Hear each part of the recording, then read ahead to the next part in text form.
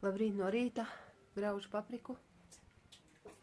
Visu nakti neesmu gulējusi, tad pastāstīšu. Tāpēc ir tās, ka to stundu pirms miega, labāk jau būtu neskatīties neko. Jo var uztriekties arī uz kādu ziņu, kas nav galīgi jauka un kas visu sabojā. Tā bija ziņa par kaut kādiem, es pat neatceros, es tā kā ar acīm pārskrēju, man tā bulta uzreiz iešāva.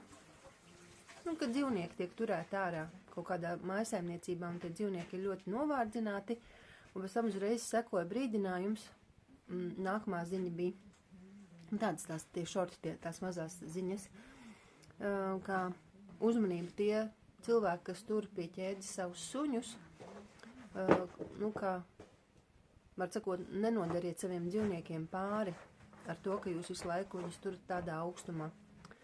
Un, protams, es uzreiz atceros to suni, to, kas ir pie ķēdes, pa ceļam, ka es braucu pie savas omas, un viss. Un es tā domāju, viņš ir viens pats augstumā, un šajā trakajā augstumā viņam ir ļoti īsts pavads. Es uzreiz izlasīju, kādas ir prasības, kad dzīvnieki tur pie ķēdes, kādas ir prasības. Un man šķiet, ka prasības tur netiek ievērotas. Pirmkārt, dzīvnieks vienreiz dienā ir jāizved pastaigā. Jābūt 3 metru garam pavadam, un, tā ķēdei. Viss. Man, kā saka, sirds čokurā, un es vīram šodien no rītā lūdzu, lai mēs kopā aizbraucam. Ja tas pavads būs īss, es vārds sakot nofotografēšu tos apstākļus, kādā tas suns ir, un ja tas būs neatbilstīgi, tad es aizsūtīšu uz dzīvnieku aizsardzības to dienestu, kas ir, kur ir tā mājaslapa. Jā. Tā, man vienkārši jāpārliecinās. Varbūt viņam viss ir labi. Mans vīrs kā liels dzīvnieku draugs, viņš uzreiz varēs pateikt, vai sunim ir normāli apstākļi, vai tomēr tas ir galīgi garām, un, ka tas suns tiek turēts neatbilstošos apstākļos. Ja es to redzu, ja es visu laiku par to domāju, tas kā zvaniņš uz galvas jāatrisina. Tagad jau izējām ar suni. Var pateikt, ka jā, mēs bijām aizbraukuši un paldies Dievam. Tā kā es vīram minēju, lūdzu nedusmojies, ja mēs aizbrauksim un tur viss būs kārtībā ar to suni. Un tiešām tā arī ir. Mans vīrs uzreiz, mēs piegājām pie tās sētas un sunīts izskrēja ārā, tā kā tik tūlu kāds ienācis viņa sētai. Izskrēja ārā suns un izrādās, viņam ir tāda blakus trose, un viņš var paskriet uz priekšu un atpakaļ, labi, tas ir kaut kādi 2 metri, varbūt mazāk, es nezinu.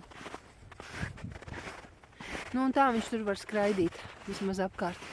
Un būdā ir ielikts siens, kas arī, izskatās, ka diezgan sastums viņam tas siens, tieši pieejas, un varētu būt, ka viņš tādu kaut kādu liksdiņu var sev izveidot.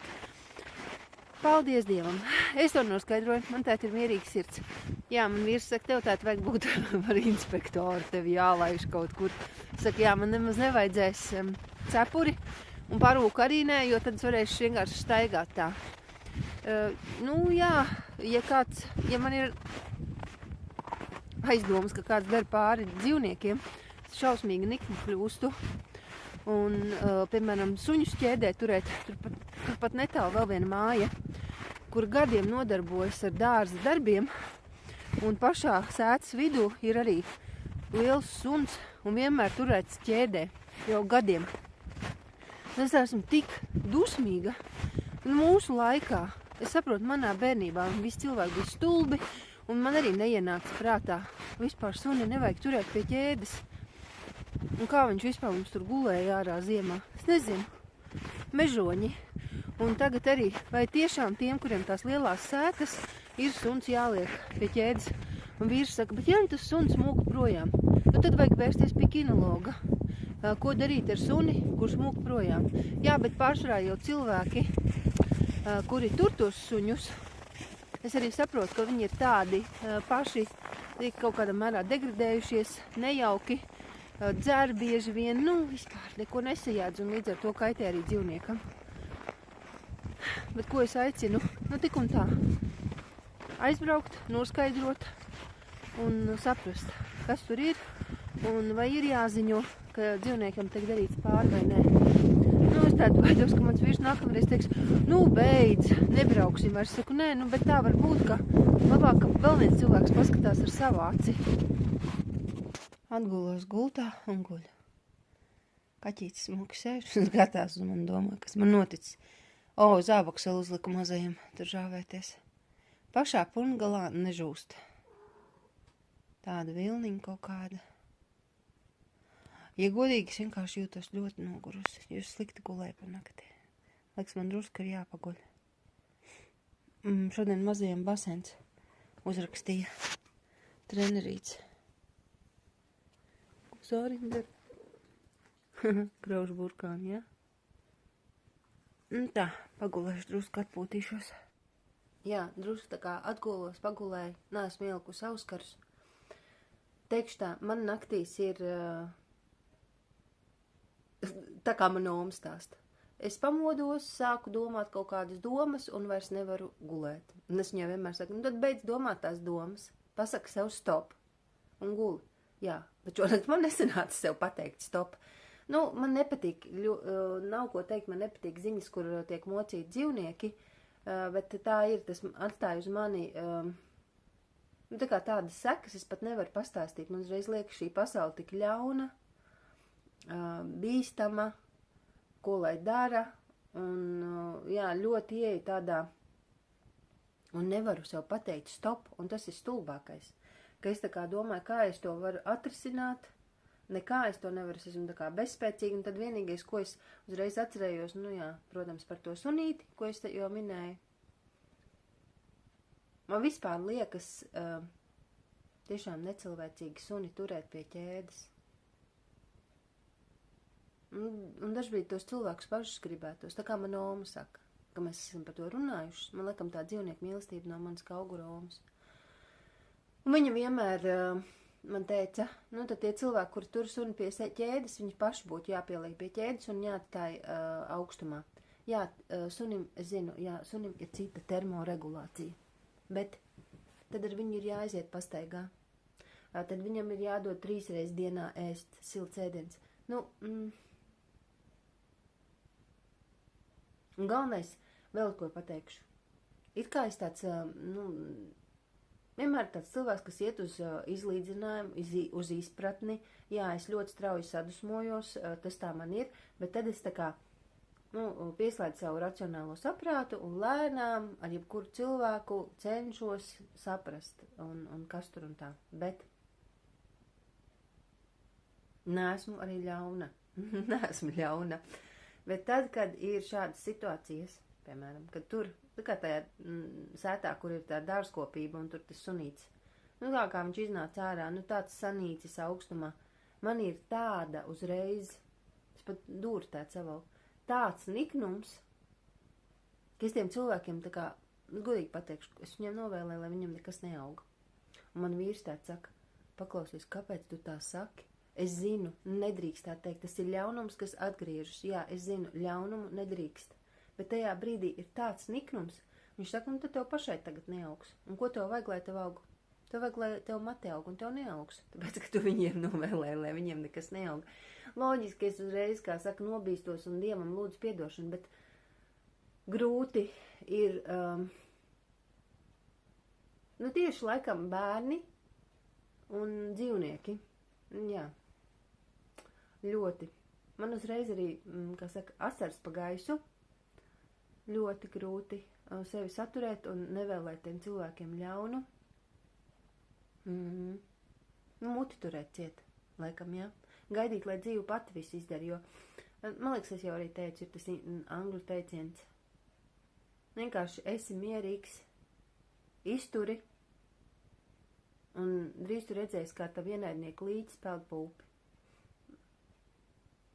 Pa temzu.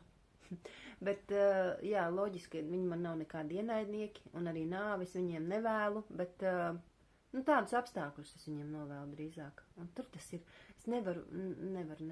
Man ļoti jāver acis, ausis ciet, Ja man ir arī daži tuvinieki, ar kuriem man ir ļoti sarežģīts attiecības tikai tāpēc. Mums nesakrīt dzīvnieku turēšanas labturības jautājumi. Nu tā. Dzeru ābolu etiķi, jo sanāca tā, ka vienkārši saēdos visu ko. Un pēc tam parunāju ar cilvēku. Bet vajadzēja otrādi. Parunāt ar kādu cilvēku, ar kādu mīļu tūlu cilvēku, izstāstīt, kas mani uztrauc, izveidināt to savu satraukumu vai ar iedomāto vai, vienalga kaut kādu. Un tad paēst. Bet es otrādi izdarīju. Un tad ir tā, ja es arī es daudz saldumu, piemēram, sapēt 2 šādus te saldus banānus lielus, gatavīgos, 2 lielas tādas bumbuļu konfektes, šokolādi, melnās plūmas un rieksti, un vēl riekstu sapēdu, indijas, sauju. Ja esi visu šādi te saēdis pēc glikozes revolūcijas, tad vari vēl 40 minūtes pēc tās rīšanas iedzert ābolu etiķi, un tas palīdzēs tam cukuram nestartēt tā, jo tajā maltītē, protams, nebija nekā no olbaltumvielām. Jā, man tā ir. Es esmu ļoti emocionāls cilvēks, un es iekrītu emocijā.